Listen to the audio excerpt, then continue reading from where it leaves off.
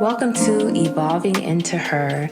I'm Ashley Hope, and this is your weekly check-in to get out of your head, into your body, and back into alignment with the version of you who's already living the vision. So grab your favorite cup of tea, settle in, and let's get into the show.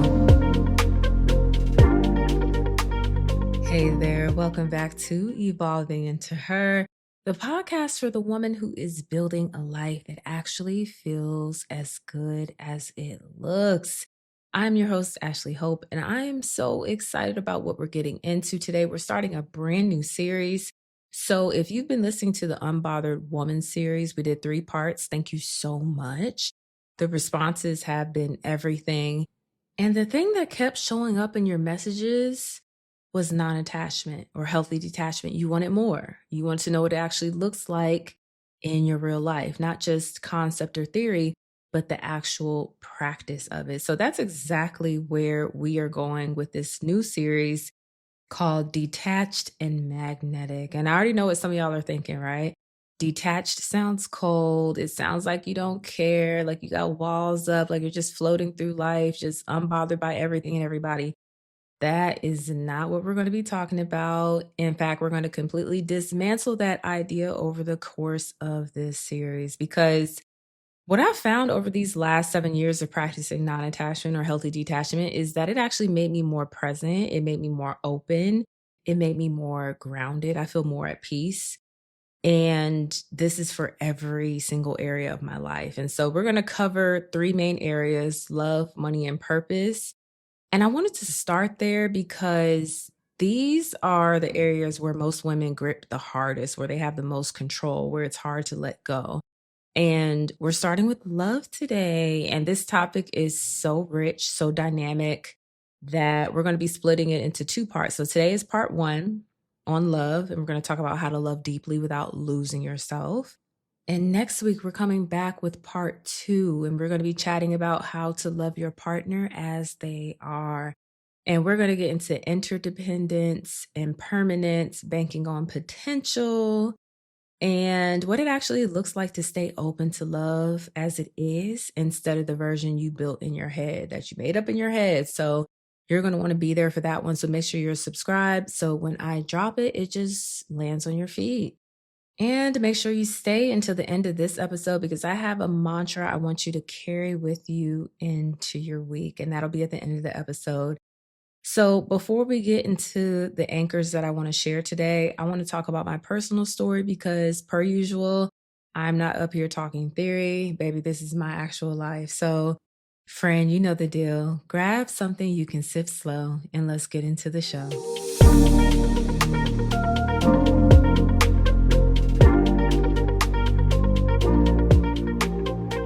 So friend, let me take you back, okay? All the way back in my childhood. Somewhere along the way, I developed a dismissive, avoidant attachment style. And this attachment style gets such a bad rep, but I'm very open and honest and transparent about my attachment style and the lengths I've gone to heal it.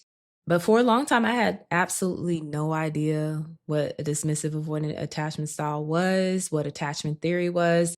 I believe I got hip to attachment theory maybe around 2021, maybe 2020 at the earliest. So it's been around for a long time, but it was fairly new to me. And I genuinely just thought this was just me being a Scorpio, like just to be honest. Okay. I just thought that's how I was. And I was proud of it. I was proud of being independent. I was proud that I was self-sufficient. I wore all that like a badge of honor. Unfortunately, that's just how I was built. That was just how I moved through the world. And I loved it. And nobody was going to tell me otherwise. But I didn't know back then that I did not know any better. So it wasn't until I started doing the real deep inner work, the shadow work, healing my father wound, doing inner child work, actually looking at my attachment patterns and why they developed. It wasn't until I started doing that that I started to understand what was really going on. What I thought was strength, what I had been walking around proud of, Was actually a very sophisticated way of never fully letting anyone in, child. And sitting with that was uncomfortable.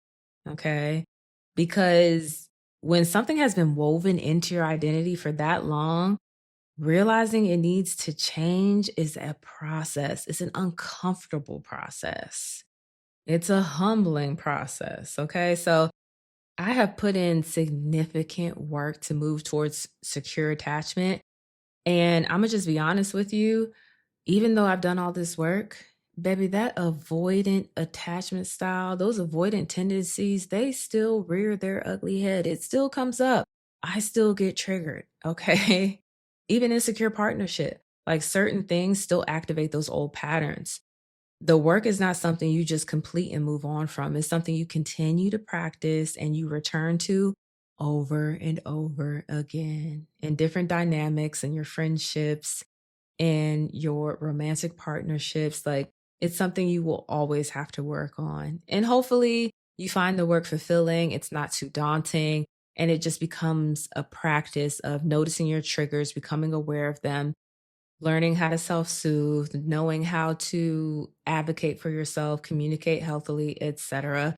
So yeah, it's work, but over time, once you learn the tools, once you learn your patterns, it's not as heavy. It's not heavy at all, actually. It's just something that you have to continue doing. And here's where detachment or healthy non-attachment comes in because as I started healing and really opening up, I realized something. Loving someone fully doesn't require me to hand them my whole self. Like, you can be deeply committed, deeply present, deeply in love, and still remain your own person, still have your own identity. So, non attachment to me and love is what makes that possible. It's what keeps you from slowly disappearing into someone else without even realizing it's happening. And trust me, it happens gradually. We've probably experienced that before or seen someone else who lost themselves in a relationship. And it's not really intentional. It's not that you plan on it. But like I said, it happens gradually. And one day you look up, and for lack of a better term, you're just not quite sure where you went. So, what non attachment and love has looked like for me is this. I made a conscious, intentional point to build a whole, fulfilling, juicy, joyful, expansive life before my partner ever entered the picture. I was happy. I was fulfilled. I had purpose. I had joy. I had fulfilling friendships. I had a life that felt good to wake up in. And when my partner came along, they added to something that was already full. My cup was full. And his presence, his love, his partnership, his support, it's the icing on top of a cake that was already baked. And it's a moist cake. It's delicious. Okay. It's a cake that don't really need icing, but the icing just takes it to the next level. Okay, you pick up what I'm putting down, and that doesn't change just because we are together. I am fully in, I'm fully committed, I'm fully present, and I still have a life that belongs to me. I love him deeply, but I love myself too. In fact, I love myself more. I love myself first. Okay, both are true at the same time. So, just to give you a brief overview of what we're going to cover today, we're going to be talking about the inner foundation, the work you have to do on the inside before non attachment or healthy detachment in love becomes possible. Also, I want to note I'm going to say non attachment, but I also mean healthy detachment. I'm going to use those terms interchangeably, but with regard to this conversation, they mean the exact same thing. Okay. So, for today's podcast episode, we're going to cover 4 anchors that the detached and magnetic woman has built. Okay. So, anchor number 1, she built a whole life before partnership and she keeps showing up for it. I want to say this up front, and I'm not telling you that you have to be single for years and build some perfect life before you're allowed to be in a relationship. That is not what this is. Every woman's journey is different, and I'm just really giving you my perspective here. But what I'm saying is that when you come into partnership already rooted, already knowing who you are, what you want, what brings you joy, what your purpose is, you show up differently. You're not looking for your partner to give you those things. You already have them. And that changes everything about the dynamic. So when you go into a partnership, needing someone to complete you, consciously or unconsciously, you give them a kind of power over your peace that they were never supposed to have. Your mood depends on their mood.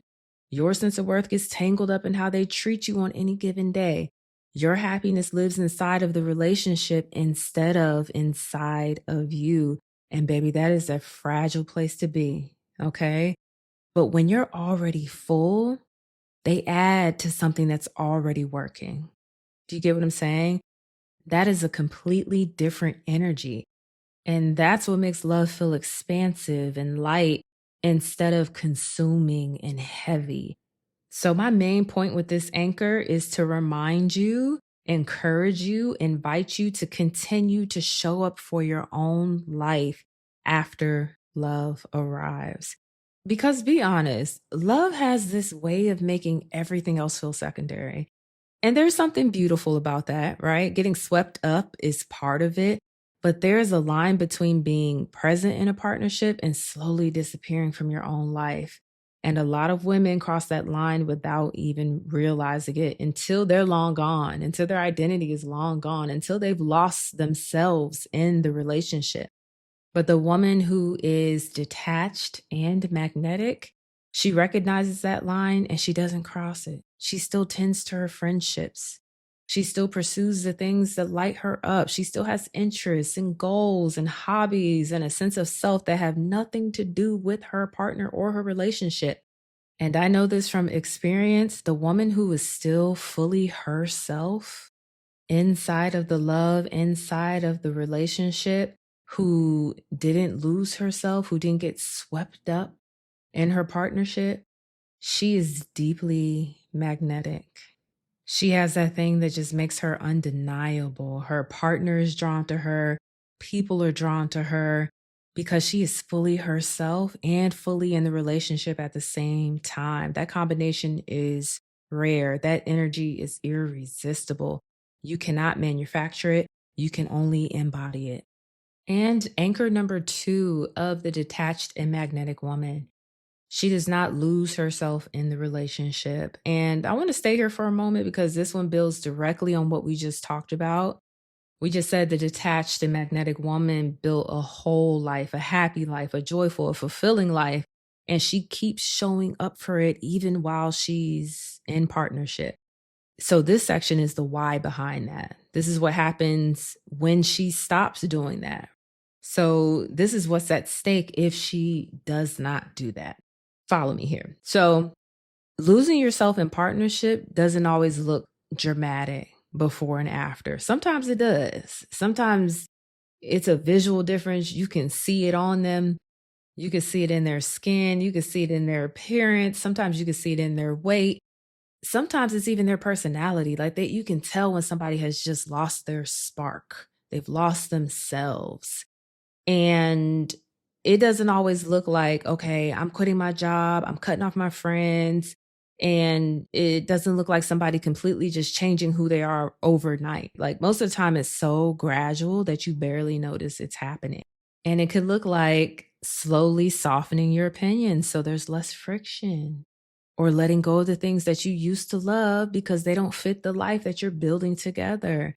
It could look like shrinking the parts of yourself that feel like too much. And it's this constant adjusting and accommodating and conforming and making yourself easier to be with. And none of those things feel like losing yourself in the moment, right? They feel like compromise. They feel like being a good partner. This is just what you're supposed to do. Until one day you look up and you can't remember the last time you did something purely because you wanted to. Not because your partner would like it, not because it made sense for where you are as a couple, but because it made you feel alive. It made you feel fulfilled. It made you feel joyful. Friend, that's what losing yourself looks like. And I'm going to tell you, the detached and magnetic woman does not let it get there. She does not let it go that far. She stays connected to herself, to her interests, to her friendships, to her passions, to her opinions, her hobbies. They exist alongside the relationship. They do not get absorbed by it. They do not get abandoned. She brings her full self to the partnership and she keeps bringing it because the relationship that requires you to disappear is not a relationship, not a healthy one. It's really just a slow erasure of yourself. It's emerging. And trust me, when you stay yourself, you stay true to yourself, you maintain your identity, or you allow it to evolve, but you recognize that you have your own identity inside of a relationship, you actually become a better partner. You're not resentful, you're not depleted, you're not sitting across from the person you love, secretly wishing you hadn't given so much of yourself away. And you're just full, you're present, you're someone who genuinely has something to give out of excess. You're not depleted, you're giving from a full cup. So, prioritizing yourself, maintaining your identity, not losing yourself in partnership, merging so much that you become codependent, that is not selfish. That's how you love someone well for a long time. And anchor number 3 of the Detached and Magnetic Woman, she has done the work to move toward secure attachment. And I want to speak on something here because I know my story is about being avoidant, but this anchor is for every woman, regardless of her attachment style. And if you happen to lean anxiously attached, if you are the woman who overthinks every text, if you need constant reassurance, if your nervous system goes haywire the moment something feels off in the relationship, I want you to hear me when I say this, sis.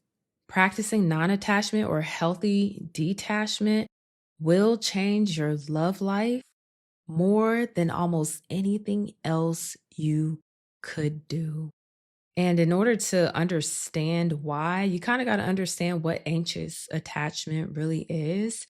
In a nutshell, it's really this relentless need for reassurance, for certainty, for proof that you're loved, proof that you're safe, proof that everything is okay, proof that you're not going to get left, you're not going to get abandoned. And it's looking for proof in something that is just inherently uncertain, you know? And if you'd like to learn more, I'd highly recommend reading the book called Attached by Amir Levine and Rachel Heller. It's a white book with, I think, two magnets are on it. It's white and red and black on the cover. It's one of the most eye opening reads on how your attachment style is running your love life and what to do about it. And it takes consistent work to move into secure attachment. But one of the ways you can do that is through non attachment. And non attachment doesn't ask you to care less, it just asks you to release the grip a little bit, the control, the neediness just a little bit, and to just learn to come back to yourself instead of reaching outward for proof that you're okay. And it really helps you sit with the uncertainty of love without letting it send you into a spiral, sending you off the cliff. All right. And to be really present in the relationship without being consumed by the fear of losing it. And baby, I want to be clear, this is not easy by any means. If you haven't done this work at all, I would highly suggest seeking out a therapist or a counselor. But just know this is a practice. It is a lifelong practice. It's something you return to over and over again. But, sister, the freedom on the other side of it is real. That is why I made this episode. The ability to love openly and deeply without this constant, undercurrent of anxiety running beneath everything, that is available to you. That is possible. All right. And for my avoidant women, sisters, the ones who keep people at a distance, who confuse independence with intimacy, who've been telling themselves they just don't need people the way other people do. The work for you looks like letting someone in, really letting them in and just trusting that being seen will not destroy you. Learning the art of interdependence versus codependence, because baby, to us, codependence is like kryptonite. All right. We don't like the idea of merging, losing our identity, all the things. And we'll talk about this in part 2. So make sure you're subscribed so you don't miss it. And for avoidant women moving into secure attachment, it also looks like learning that vulnerability is not weakness. So this is your version of moving towards secure. But whatever your starting point, whatever end of the insecure attachment spectrum you're on, the destination is the same. Okay. So a woman who is grounded enough in herself to love freely, that is what we're building towards. And anchor 4 of the Detached and Magnetic Woman. She knows the difference between love and fear because codependence, and I'm going to name it directly here, baby, that could look like love on the surface. It could feel like love, but underneath it is fear. This is the constant checking in, the need to know your partner is okay, the way your entire emotional state tracks their mood. It feels like you care. It feels like devotion. It feels like being a good partner. But what that actually is, friend, it's fear. All right. It's fear of abandonment. It is fear of not being enough. It's fear of what happens to you if this relationship doesn't work out. And when that fear is running in the background, you're really just in this constant state of managing your anxiety about the relationship. That is exhausting for you and for your partner. Okay. And I've been very aware of this in my own life because I know what it feels like to start opening up after years of keeping people out, keeping people at a distance. And you kind of start to feel that pull towards the other end of the spectrum, like from avoidant to kind of like into anxious territory, right? Towards the needing, towards the merging. And I made a conscious decision early on that my peace was not going to live inside of another person. I was not going to give someone else the power to be my peace or to bring me joy. My emotional state was not going to be something my partner was responsible for regulating. That doesn't mean I don't lean on them. That doesn't mean we don't pour into each other. That doesn't mean that sometimes his temperament doesn't affect mine. We absolutely do affect one another. Our emotions affect one another. Our nervous systems kind of co regulate. But my baseline, my sense of okayness, my joy, my peace, those belong to me. Those are mine. They exist inside of me. And they're not contingent on where me and my partner are on any given day. So that is the woman who is detached and magnetic in love. She loves deeply. She's all in, and she is also whole on her own. Those two things coexist beautifully. And when they do, the love that gets built is just something, it's just different, baby. It's free, it's expansive, it's full, it's juicy, it's yummy. It's just two whole people choosing each other day in, day out, instead of two incomplete people needing each other. And that's what we are after. Before I let you go, I have your mantra for the week. You can write this down. You can put it somewhere you'll actually see it this week. And the mantra is I am whole on my own. Everything else is just an addition to what already is. And I just want you to say that to yourself, write it down. You can journal about it. You could let that one just sit in your body this week, allow it to resonate as truth.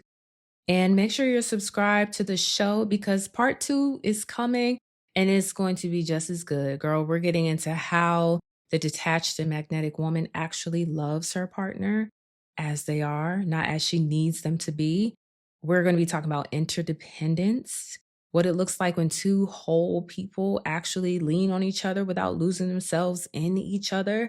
We're going to talk about impermanence, the practice of being fully committed and fully free at the same time. And we're going to talk about what it means to stay open to love as it actually shows up instead of this idealized version that you planned in your head.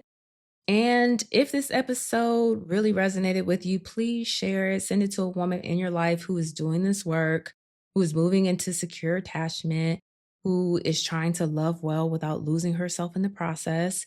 And if you haven't already, please rate and or review the show on Apple or Spotify. Thank you in advance. Thank you for spending your Tuesday with me. I'm Ashley Hope.